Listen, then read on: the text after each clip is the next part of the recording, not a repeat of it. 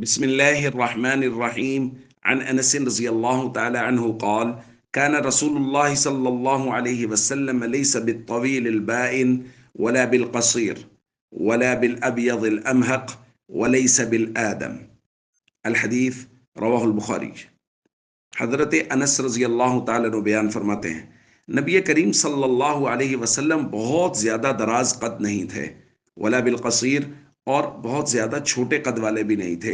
بلکہ روایات میں آتا ہے کان ربعۃ من القوم، آپ قوم میں سے درمیانے قد والے تھے، اور اس طرح کہ درمیانے قد سے ذرا دراز قد۔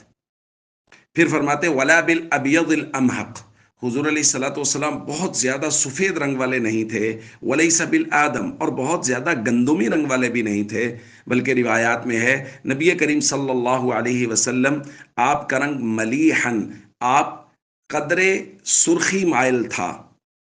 پھر فرماتے ہیں نبی کریم صلی اللہ علیہ وسلم کے بال مبارک ولیس بالجعد القطط، آپ کے بال بہت زیادہ گھنگریالے نہیں تھے، ولا بالسبت، اور بالکل سیدھے لٹکے ہوئے بھی نہیں تھے، بلکہ آپ کے بال قدر خمدار تھے۔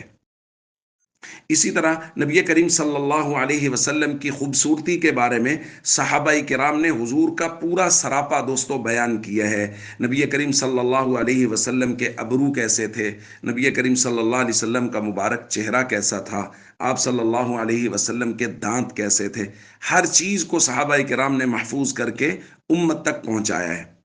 انشاءاللہ ہم حضور کے سراپا کے متعلق کل مزید بات کریں گے، اور نبی کریم صلی اللہ علیہ وسلم کے حسن اور خوبصورتی کو جس طرح حضرت حسان نے خوبصورت لفظوں میں بیان کیا ہے، وَأَجْمَلَ مِنْكَ لَمْ تَرَ قَطُّ عَيْنِي، میری آنکھ نے آپ سے زیادہ خوبصورت کوئی نہیں دیکھا، وَأَحْسَنَ مِنْكَ لَمْ تَلِدِ النِّسَاءُ، آپ سے زیادہ خوبصورت کسی ماں نے جنا نہیں ہے، خلقت مبرأ من کل عیب، آپ کو ہر عیب سے مبرأ و پاک بنایا گیا ہے، کأنک قد خلقت کما تشاء، گویا کہ جیسا آپ نے چاہا ویسے آپ کو بنا دیا گیا۔